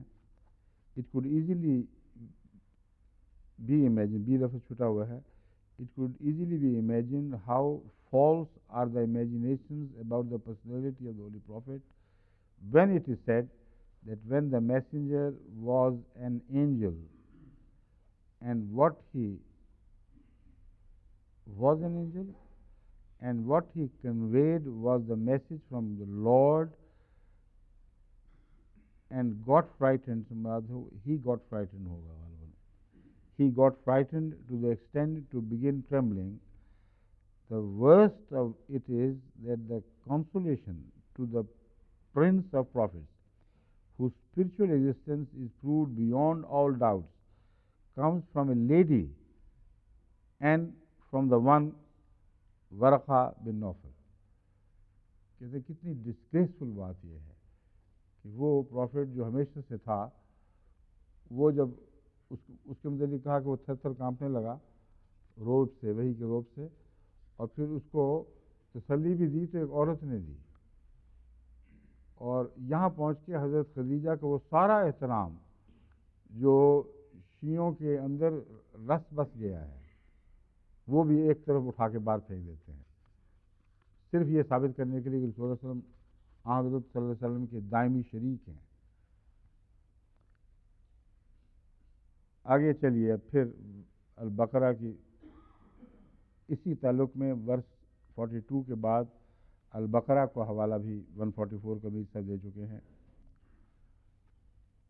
وہ ہے وَكَذَلِكَ جَعَلْنَاكُمْ أُمَّةً وَسَطًا. These witnesses upon the people must essentially be perfect. Can the Muslims in general play this role? It will be said no. اب اگر وٹنس پرفیکٹ کا مضمون انہوں نے نکالا ہے تو اس آیت کو کہاں, حصے کو کہاں لے جائیں گے؟ اسی طرح تمہیں بھی ہم نے تمام بنی نوع انسان پر گواہ بنا کے کھڑا کر دیا. ایسا خلط ملط ہے دماغ میں کہ آدمی حیران رہ جاتا ہے. اور یہ انٹیلیجنٹ اسٹڈی کرا رہی ہے. اللہ معافی دے جو ان کی ان انٹیلیجنٹ اسٹڈیز ہیں ان کے شر سے جو مستطیل نظر آ رہا ہے مجھے, ہر طرف اڑتا پھرتا ہے, اس سے اللہ بچائے ہمیں. یعنی ایسی اصحاب شکن تفسیر میں نے ساری زندگی میں کبھی نہیں پڑھی. ویری تو ان کے سامنے طفل مکتب ہے, اس کی تو حیثیت ہی کوئی نہیں. کہتے ہیں only a few will be said no. ہر انسان کہاں یہ طاقت ہے. Only a few who by nature must be pure and themselves perfect in all aspects of their lives. Such ones can be no other in Islam than the holy اہل بیت. اب آگے اس طرح جو بات اثر ثابت کر رہی تھی. کہتے ہیں یہ جو قرآن شریف میں فرما دیا کہ امت وسطاً بنایا ہے تمہیں اور سب پر گواہ، یہ ہو کیسے سکتا ہے؟ آپ سوال اٹھا کے دیکھ لیں کہ کیا غیر معصوم ناقص انسان دوسرے پر گواہ بن سکتا ہے؟ اور آپ جانتے ہیں کہ ساری امت گویا کہ ناقص ہے، پھر خدا نے یہ بات کیا کہہ دی؟ اس لیے اس کا مطلب یہ بنتا ہے کہ اس مضمون کا اطلاق صرف اہل بیت پر ہوتا ہے اور کسی پر نہیں ہوتا. About whose personal purity God has declared in verse that and that. اچھا، اس پر میں تفصیلی بحث پہلے کر چکا ہوں. اب اہل بیت جن کا یہ ذکر کر رہے ہیں وہ اس دردناک میدان کربلا میں کیوں ان صفات سے عاری رہے؟ کیوں ان کو کل کی خبر نہیں تھی اور جو اجل تھا اس کی خبر نہیں تھی؟ وہ ساری عزا کی مجالس جن میں یہ بیان ہوتے ہیں، کبھی ایک بھی اگر میر صاحب نے اٹینڈ کی ہو تو وہ یہ اس بات پر گواہ خود بن جاتے کہ جو اہل بیت کا نقشہ ہماری مجالس عزا میں کھینچا جا رہا ہے وہ عالم الغیب نہیں تھے، اور نہ وہ خدا تعالیٰ کی طرح حاضر ناظر ہر چیز پر. لیکن یہ بات کرنے کے بعد آگے چلتے ہیں.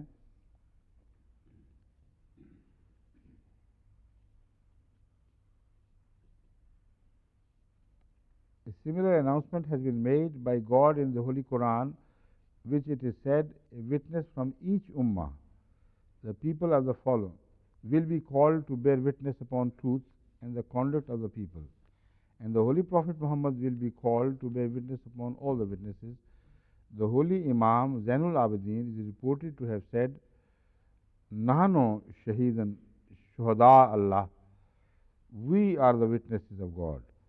The same is reported of Amir al-Mu'minin Ali ibn Talib. تو ساری بحث کا تان اس بات پہ ٹوٹی کہ حضرت صلی اللہ علیہ وآلہ وسلم جو گواہ ہیں تو ہمیشہ کے ہیں، اس کے سوا گواہی ممکن نہیں. آپ کی امت میں ہر فرد بشر ناقص اور کمزور ہے، اس لیے خدا تعالیٰ کا یہ کہنا ہے کہ ہم نے تمہیں امت وسطہ بنایا ہے بالکل بے معنی بات ہے، سوائے اس کے کہ یہ معنی کیے جائیں کہ صرف اہل بیت مراد ہیں، اور وہ معصوم ائمہ اہل بیت کی نسل میں سے وہ معصوم ائمہ جو شیعہ ائمہ ہیں وہ ہمہ وقت حاضر ہیں اور نگران ہیں. تو اس پہلو سے وہ سارے شیعہ ائمہ اس زمانے میں ہی حاضر نہ ہوئے بلکہ ہر زمانے میں حاضر ہو گئے، اور یہ سلسلہ ہے جو بنی نوع انسان کی نسل سے تعلق ہی نہیں رکھتا. یہ کوئی غیب کی نسل تھی جو خدا تعالیٰ نے ابتدائی آفرینش میں اتاری تھی. یہ جو انتہائی لغویات کا مرقع انہوں نے پیش فرمایا ہے، ان کے نزدیک this is what is called intelligence study. اس لیے ڈاکٹر صاحب انٹیلیجنس اسٹڈی سے توبہ کر لیں، کبھی قریب نہ پھٹکیں انٹیلیجنس اسٹڈی کے. اصحاب شکن ہے نا، اتنا اصحاب شکن تھی کہ لگتا تھا بھنا گئے ہیں اصحاب میں. ایک روزہ اوپر سے یہ سوچے ذرا کیا حال ہوتا ہے انسان کا. سورہ النساء کی آیت 43. اعوذ باللہ من الشیطان الرجیم، بسم اللہ الرحمن الرحیم. یومئذ یود الذین کفروا وعصوا الرسول لا تسوی بہم الارض ولا یکتمون اللہ حدیثا. اس دن جنہوں نے کفر کیا وہ چاہیں گے، ان کے دل میں یہ بہت شدت سے خواہش اٹھے گی. یودو کا مطلب ہے محبت کریں گے اس بات سے. الذین کفروا وعصوا الرسول، اور رسول خدا کا انکار اور رسول کی نافرمانی کی. لا تسوی بہم الارض، کاش زمین ان پر برابر ہو جاتی. ولا یکتمون اللہ حدیثا، اور کوئی بات بھی وہ اللہ سے چھپا نہیں سکیں گے. جب خدا ایسا ہے کہ ہر بات پر گواہ اور نگران خود ہے، تو گواہی کے دوسروں کی گواہی کے یہ معنی کہ ان کی گواہی کے بغیر خدا فیصلہ نہیں کر سکتا تھا، یہ بالکل لغو اور بے معنی ثابت ہو گیا۔ اس کی تفصیل یہ ہے، ودہ یودہ ودم مودتاً احبہ، جیسا کہ میں نے بیان کیا تھا محبت کے معنی ہوتے ہیں ود کے معنی، الودود بہت محبت کرنے والا، اود ودن وودن، اود ودن وودن، میں اگر کوئی کہے نا باب فعل بنے اودو، تو اس کا مطلب لسان العرب میں ہے یہ کہ ہے کہ میں تمنا کرتا ہوں، میری یہ خواہش ہے۔ مفردات میں المفردات میں یودو الودو محبت الشیء و تمنی کونہ، کسی چیز کی محبت اور اس کے حصول کی خواہش کو ود کہا جاتا ہے۔ الودو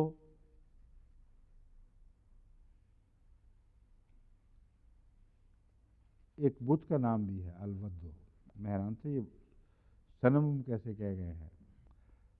کہتے ہیں سمیہ بذالکا، ایک ایسا بت بھی ہے جس کا نام ودم ولا سوا، جو قرآن کریم میں آتا ہے نا، وہاں لفظ ود استعمال ہوا ہے، اس لیے اس کا مطلب امام راغب کے نزدیک غلط نہ سمجھ لینا، وہ محبت کے معنوں سے تعلق نہیں رکھتا، وہ محض ایک بت کا نام ہے۔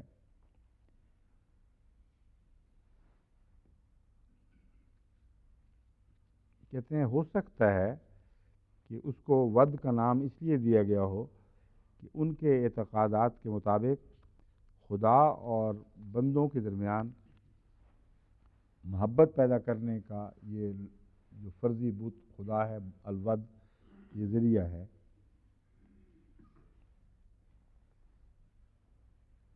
اور وہ کہتے ہیں لفظ ود کے ساتھ وطد بھی تعلق رکھتا ہے۔ وطد کیل یا میخ کو کہتے ہیں، جو خوب ٹھونک دی جائے تو ایک چیز دوسرے سے مضبوطی کے ساتھ پیوستہ ہو جاتی ہے۔ تو وہ کہتے ہیں دراصل وطد کا لفظ ود ہی کے معنی رکھتا ہے، کیونکہ یہ ایک چیز کو دوسری سے بڑی مضبوطی کے ساتھ جوڑ دیتا ہے میخ۔ تو محبت بھی ایک انسان کو دوسرے کے ساتھ بڑی مضبوطی کے ساتھ جوڑنے والی چیز ہے۔ بس امام راغب فرماتے ہیں کہ مودت ہمیشہ کی وابستگی کے معنی رکھتی ہے، یعنی عارضی تعلق کو محبت نہیں کہتے، اس کو محبت کہتے ہیں جو آئے تو پھر کبھی نہ چھوڑے اور ہمیشہ کے لیے انسانی وجود کو کسی اور وجود سے باندھ دے۔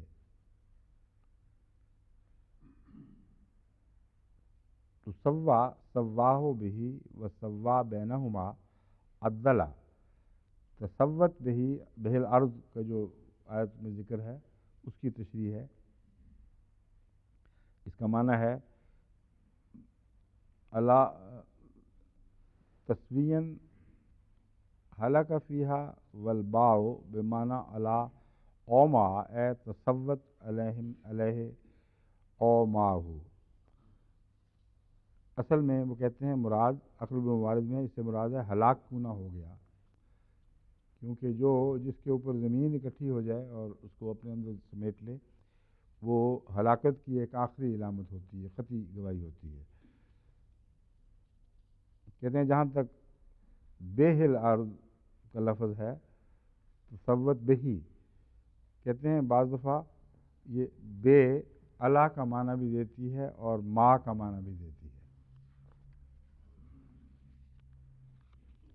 فالب کہتے ہیں کہ اس کے معنی ہے کہ وہ مٹی کی طرح ہو جاتے ہیں اور زمین ان پر برابر ہو جاتی ہے، یعنی ان معنوں میں بھی کہا جا سکتا ہے کہ تصوت بہل ارض کہ وہ مٹی ہو چکا ہوتا، خاک ہو جاتا۔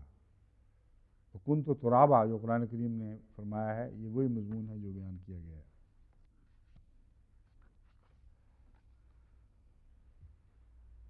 الذین کفروا سے مراد حضرت علی کا حق غصب کرنے والے ہیں، یہ شیخ ابو الحسن القمی کی تفسیر ہے۔ یہاں یومئذ یود الذین کفروا، وہ دن جو قیامت کا دن ہوگا، روز حساب، اس دن وہ لوگ جنہوں نے کفر کیا وہ یہ چاہیں گے کہ کاش ہم اس سے پہلے زمین غرق ہو چکے ہوتے، زمین ہمارے اوپر برابر ہو چکی ہوتی، ہم مٹی ہو چکے ہوتے۔ کہتے ہیں یہاں مراد وہ ہیں جنہوں نے حضرت علی رضی اللہ تعالیٰ عنہ کا حق غصب کر لیا۔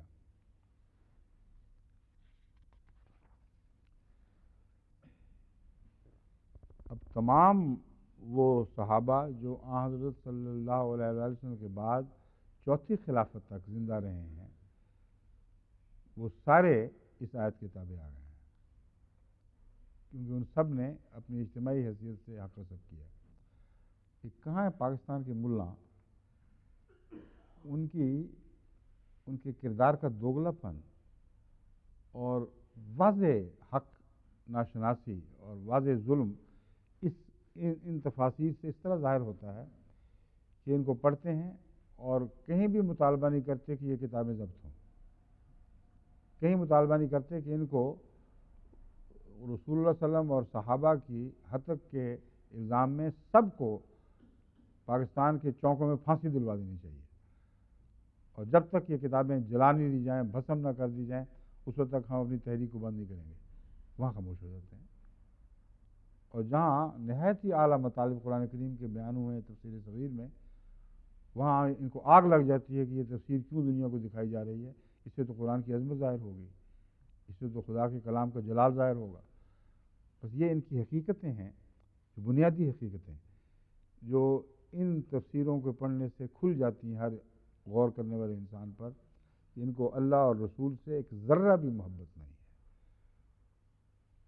ود جو ہے وہ صرف اپنے نفس سے ہے، اور اس نفس کی محبت کے مقابل پر کوئی چیز نہیں ٹھہرتی جہاں ان کی سرداری کو خطرہ درپیش ہے، اور وہ سوائے جماعت احمدیہ کی سیادت کی اور کسی چیز سے ان کو خطرہ نہیں۔ وہاں آگ بگولا ہو جاتے ہیں، وہاں نیک باتوں کے خلاف بھی جہاد شروع کر دیتے ہیں، وہاں ہر اچھی سے اچھی بات کڑوی لگتی ہے۔ جہاں ایک الگ سرداری مقرر ہو چکی، مسلم ہو گئی دنیا پر، اور وہ براہ راست ان کے لیے خطرے کا موجب نہیں بنتی، وہاں ان کو کوئی بھی پرواہ نہیں۔ ہاں، جب شیعہ نے پاکستان میں کچھ پھیلنا شروع کیا اور بہت سی زمینیں ان سے چھیننے لگا، خاص طور پر جھنگ کے ضلع میں، کیونکہ شیعہ سردار تھے اور مسلمان مزارع سنی تھے، اور رفتہ رفتہ ان پر شیعہ رنگ غالب آنے لگا، تو پھر اپنی زمین کی حفاظت کے لیے ٹیریٹوریل جو ڈیفنس کا کانسیپٹ ہے، یعنی زمین کی ہم حفاظت کریں گے، انہوں نے عوام الناس کو اپنی زمین بنا رکھا ہے۔ تو جب وہ خطرہ ہوا، دیکھیں شیعوں کے خلاف بھی اٹھ کھڑے ہوئے، لیکن صرف اس حد تک اٹھے ہیں کہ ان کا پھیلاؤ روک دیا جائے، اور جہاں تک کتابوں کے ضبط ہونے اور ان کے غیر مسلم قرار دینے کی مہم ہے، وہ اس طرف آتے نہیں، کیونکہ ان کو پتہ ہے کہ اگر ایک دفعہ ہم نے یہ کھلم کھلا کیا، بعض لوگوں نے شروع کر دیا یہ کہنا، مگر اکثر یہ ڈرتے ہیں کہ اس کا مطلب پھر یہ ہوگا کہ ہم نے جو احمدیوں کو قرار دیا وہ بھی غلط تھا، اور کہاں تک پھر قرار دیتے چلے جائیں گے۔ اس لیے ان کے سارے فیصلے وہ ہیں سیاسی فیصلے ہیں، خود غرضانہ فیصلے ہیں، ان کا دین اور محمد رسول اللہ کی محبت کے ساتھ کوئی دور کا بھی تعلق نہیں۔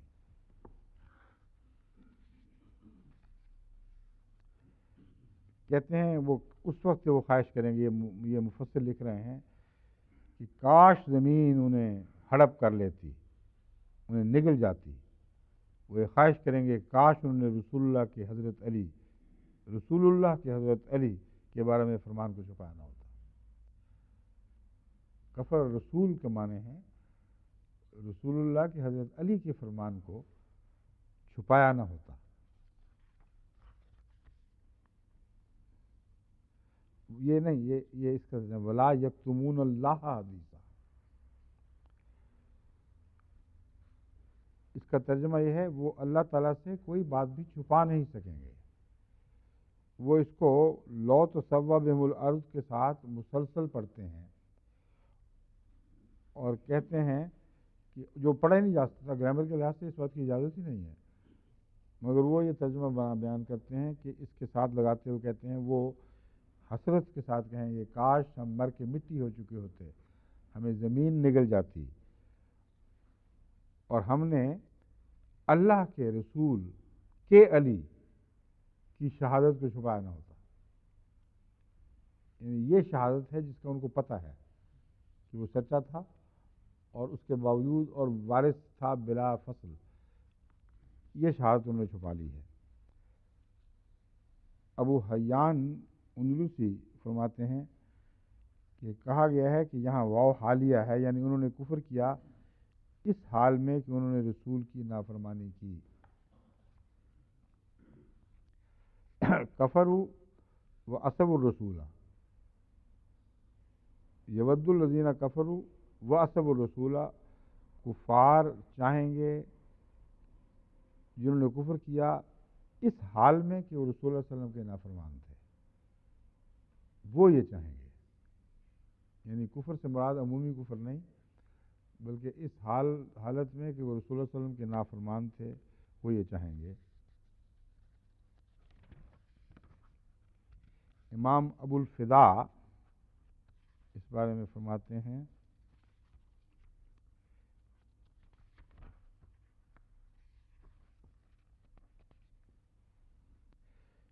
سعید بن جبیر کے حوالے سے رضی اللہ تعالیٰ عنہ سے کے حوالے سے فرماتے ہیں ایک شخص نے حضرت ابن عباس سے کہا قرآن کی چند آیات میں باہم اختلاف دکھائی دیتا ہے. فرمایا قرآن میں کوئی چیز مشتبہ ہے تو پیش تو کرو. کہنے لگا مشتبہ نہیں بلکہ اختلاف ہے. متشابہات کا مضمون الگ ہے، اختلاف میں تو کنٹراڈکشن ہے. پوچھا کہ وہ اختلاف پیش کرو. اس نے کہا کہ میں اللہ کے یہ فرمان سنتا ہوں ثم لم تکن فتنتهم الا ان قالوا واللہ ربنا ما كنا مشرکین. دوسری طرف ولا یکتمون اللہ حدیثہ ہے کہ انہوں نے چھپایا تھا. ابن عباس نے فرمایا جہاں تک اس قول کا تعلق ہے ثم لم تکن فتنتهم الا ان قالوا واللہ ربنا ما كنا مشرکین، جب قیامت کے روز وہ دیکھیں گے کہ اللہ تعالیٰ صرف اہل اسلام کے گناہ بخشتا ہے اور شرک کے علاوہ سارے گناہ بخش دیتا ہے، تو مشرکین اپنے مشرک ہونے کا انکار کر دیں گے اور کہیں گے واللہ ربنا ما کننا مشرکین، کہ خدا کی قسم، اللہ کی قسم، اپنے رب کی قسم ہم مشرک نہیں تھے. یہ اس امید پر کہیں گے کہ اللہ تعالیٰ انہیں بھی بخش دے گا. تب اللہ تعالیٰ نے ان کے دلوں پر مہر لگا دے گا. ان کے ہاتھ پاؤں ان کے اعمال کی گواہی دینے لگیں گے. اس حالت کے بارے میں فرمایا یود الذین کفروا وعصوا الرسول لو تسوی بہم الارض ولا یکتمون اللہ حدیثا، کہ وہ اس وقت یہ خواہش کا اظہار کریں گے کاش اس سے پہلے ہم مٹی ہو چکے ہوتے اور زمین ہم پر برابر ہو جاتی. اور وہ اس جھوٹ کے باوجود اللہ سے کچھ چھپا نہیں سکیں گے. بس اس طرح انہوں نے ان آیات کا بظاہر تضاد دور کیا ہے.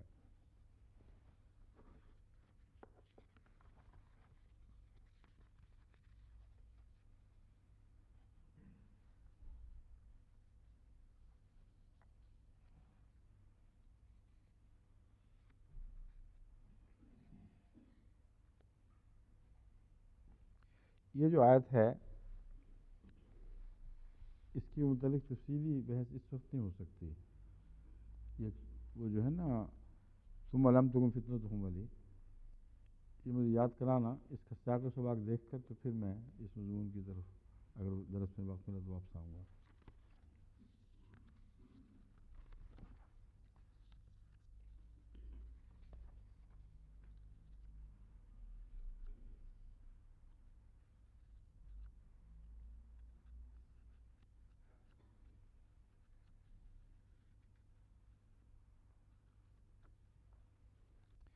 بعض نے یہ صورتیں پیش کی ہیں لو تسوی بہم الارض،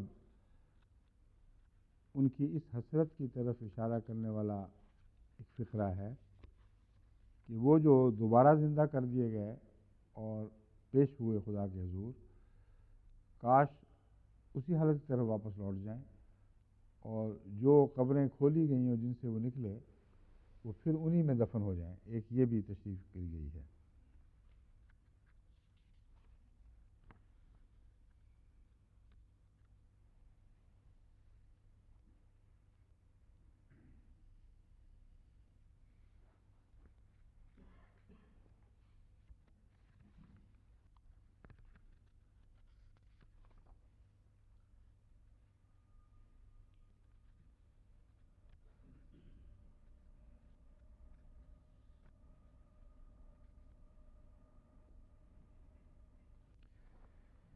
ہماری تفاسیر میں بھی یہ ذکر موجود ہے کہ یہ جو ان کا فکرہ ہے یہ اس لیے بھی، یہ ان معنوں میں بھی ہو سکتا ہے کہ حضرت صلی اللہ علیہ وسلم کی گواہی ان کو اپنے خلاف بہت بری لگے، بہت تکلیف دے، اور وہ کہیں کاش ہم اس گواہی سے پہلے مر جاتے.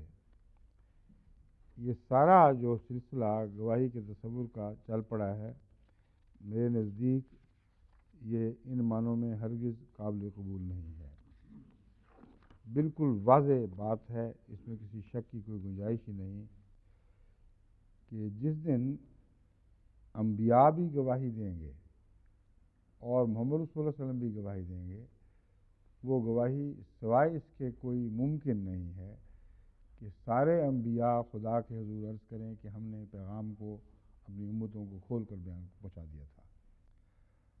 اور حضرت صلی اللہ علیہ وآلہ وسلم کی گواہی ان سب کے حق میں ان معنوں میں ہے کہ قرآن کریم پہلے ہی وہ گواہیاں دے چکا ہے اور تمام دنیا کے رسولوں کی توثیق فرما چکا ہے، یہاں تک کہ حضرت عیسیٰ سے بھی اس الزام کی بریت کر چکا ہے کہ انہوں نے خدا تعالیٰ کے پیغام کو مروڑا اور غلط پیغام دے دیا. بس قرآن کی یہ جو بکثرت گواہی پہلے سے موجود ہے، یہ وہ گواہی ہے جو ان تمام انبیاء کی بریت کر رہی ہے، اور اسی گواہی کا دہرانا مقصود ہے کہ تمام انبیاء کی سچائی کی شہادت، جیسا کہ حضرت صلی اللہ علیہ وآلہ وسلم نے اللہ تعالیٰ کی ہدایت کے تابع اس دنیا میں دے دی، اور سوائے اس کے کوئی رسول نہیں ہے جس نے ایسا کیا ہو. اس لیے بہت ہی عظیم مقام محمدی ہے جس کا یہاں اظہار ہو رہا ہے، اور مفسرین اس مضمون کو چھوڑ کر دوسرے نسبتاً ادنیٰ مضامین کی طرف دوڑ پڑتے ہیں. کیا یہ امر واقعہ نہیں ہے کہ رسول اللہ صلی اللہ علیہ وآلہ وسلم پہلے نبی ہیں دنیا میں جنہوں نے ہر گزرے ہوئے رسول کی، خواہ وہ کسی زمانے میں کہیں پیدا ہو، گواہی دی ہو، اور ان کی ایسی سچائی کی گواہی دی ہو جس کے لیے آپ کا وہاں ہونا ضروری نہیں، جس کے لیے اللہ تعالیٰ کا یہ بیان کافی ہے کہ کیا تو اس وقت وہاں تھا جب موسیٰ کے ساتھ یہ ہو رہا تھا؟ تو نہیں تھا، ہم تجھے بتاتے ہیں کہ یہ ہوا ہے. بس حضرت صلی اللہ علیہ وآلہ وسلم کی شہادت اللہ کی شہادت کے تابع ہے، اور اللہ کی شہادت سے زیادہ پختہ شہادت اور ہو کیا سکتی ہے. بس یہ معنی ہیں شہادت مصطفی صلی اللہ علیہ وسلم کے کہ آپ نے تمام انبیاء کی امتوں یا ان کی کتب کی اور ان کی اپنی سچائی کی تصدیق فرما دی، اور ان معنوں میں آپ خاتم النبیین ٹھہرے. ایک بھی امت جو خدا تعالیٰ کی کسی نبی کی طرف سے جاری ہوئی وہ آپ کی اس گواہی سے باہر نہیں رہی. اپنی تصدیق کے ساتھ شرط کر دی کہ تم میری تصدیق میں جو گواہی دو گے مشروط ہے اس بات پر کہ میرے ساتھ تمام دنیا کے انبیاء کے حق میں گواہی دو. جب ہم یہ کہتے ہیں اس پہلو سے گواہ بنتے ہیں حضرت محمد صلی اللہ علیہ وسلم کے گواہ اور پہلوؤں کے گواہ، اس کا قرآن کریم میں صاف ذکر موجود ہے.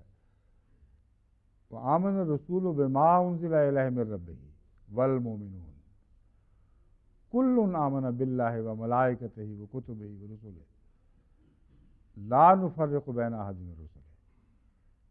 یہ گواہی میر صاحب بتائیں کہ کیا ان معنوں میں ہے کہ ہر امت کا فرد ہر جگہ دنیا بھر میں جہاں جہاں رسول پیدا ہوا تھا اس کی سچائی پر اس طرح گواہ تھا کہ دیکھ رہا تھا کہ خدا کی طرف سے آیت نازل ہوئی کہ نہیں اس کے اوپر.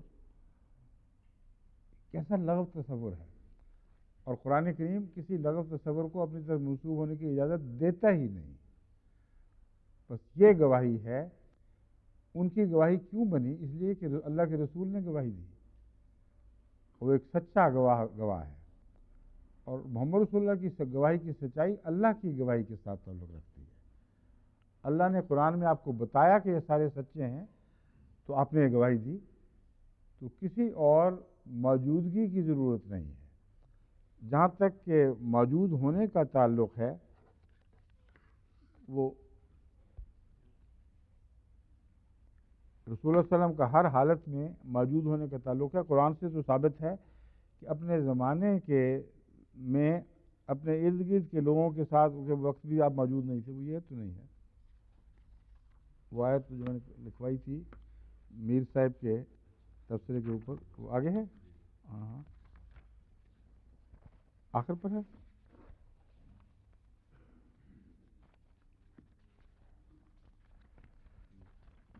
ہاں جی، اب یہ سن لیں جی. جن کو وہ عالم الغیب و شہادہ بنا رہے ہیں، حاضر ناظر جا رہے ہیں، ان کو مخاطب کرتے ہوئے ان کے حضور صلی اللہ علیہ وسلم کے بارے میں اللہ تعالیٰ فرماتا ہے، یعنی ایک تمہید باندھ کے پھر آگے مضمون آئے گا. وَمِمَّنْ حَوْلَكُم مِّنَ الْأَعْرَابِ مُنَافِقُونَ وَمِنْ أَهْلِ الْمَدِينَةِ مَرَدُوا عَلَى النِّفَاقِ، کہ وہ لوگ جو مدینے کے ارد گرد اعراب میں سے بستے ہیں، منافقون وہ منافق ہیں، اور اہل مدینہ میں سے بھی ایسے ہیں جنہوں نے مردو کا مطلب اتفاق کر لیا یا اکٹھے ہو گئے، کیا معنی بنیں گے اس کے لفظی معنی؟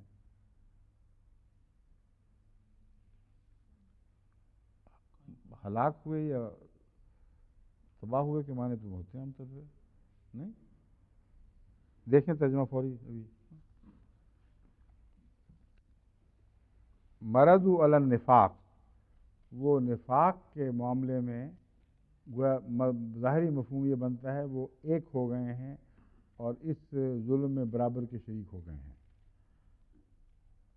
لا تعلمہم نحن نعلمہم، اے محمد تو ان کو نہیں جانتا. نحن نعلمہم، ہم ہیں جو ان کو جانتے ہیں. اب بتائیں وہ کہنے والے کہ سارے انبیاء کے ساتھ ہمیشہ موجود تھے، جبرائیل کو پہچانتے تھے، اسی ملائے اعلیٰ کی مخلوق سے تعلق رکھتے تھے. مصر ہیں. اچھا، مرادہ کا معنی یہاں ہے مصر، اصرار کر رہے ہیں، ضد کر بیٹھے ہیں. تو مرضوا علی النفاق، وہ اپنے نفاق پر اڑے بیٹھے ہیں. لا تعلمہم نحن نعلمہم، تو ان کو نہیں جانتا، ہم ان کو جانتے ہیں. فَنُعَذِّبُهُم مَّرَّتَيْنِ ثُمَّ يُرَدُّونَ إِلَىٰ عَذَابٍ عَظِيمٍ، ہم ان کو دوہرا عذاب دیں گے، 2 دفعہ عذاب دیں گے، پھر وہ عذاب عظیم کی طرف لوٹائے جائیں گے. تو یہاں صاف صاف فرما دینا اللہ تعالیٰ کا کہ تم تو مدینے کے اندر رہنے والے منافقین اور ارد گرد بسنے والے منافقین کو بھی نہیں جانتے، ہم جانتے ہیں. اس کے بعد شہادت کا وہ معنی کس طرح ہو سکتا ہے سچا؟ یا یہ ماننا پڑے گا کہ قرآن کریم کی بہت سی آیات واضح طور پر دوسری آیات کو جھٹلا رہی ہیں.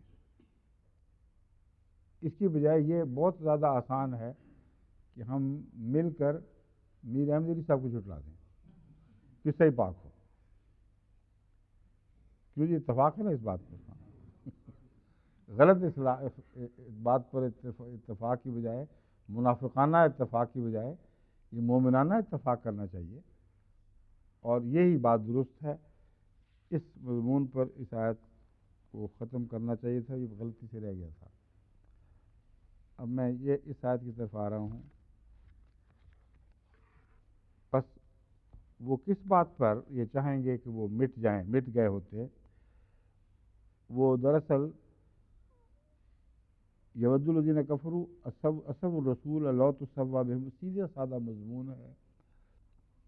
قیامت کے دن جب ہر بات کھل جائے گی، روشن ہو جائے گی، اور ہر شخص کا وہ ادنا سے ادنا بد فعل بھی جو اس نے کبھی کیا ہوگا اس کے خلاف اس کی جلدیں بھی گواہی دینے لگ جائیں گی، اور ہر چیز گواہوں کے گھیرے میں آ جائے گا۔ اس وقت اس کے لیے فرار کی راہ کوئی نہیں بچتی۔ وہ کہے گا کاش میں اس سے پہلے مٹی ہو جاتا۔ وہی آیت جو سورہ اما کی اما یتساءلون کی آخری آیت ہے، ہاں، وہ یقول الکافر یا لیتنی کنت ترابا، یہ وہی مضمون ہے۔ اور کافر کہے گا اے کاش میں مٹی ہو چکا ہوتا۔ بس بالکل سیدھا سادہ صاف مضمون ہے، اس کو توڑنے مروڑنے کی ضرورت ہی کوئی نہیں ہے۔ اور آخری نتیجہ یہی ہے ولا یکتمون اللہ حدیثا، وہ اللہ تعالیٰ سے ہرگز کوئی بات بھی چھپا نہیں سکیں گے۔ باقی انشاءاللہ کل۔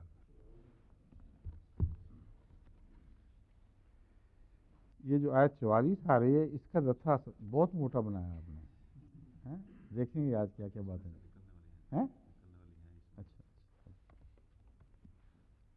اچھا، السلام علیکم ورحمۃ اللہ۔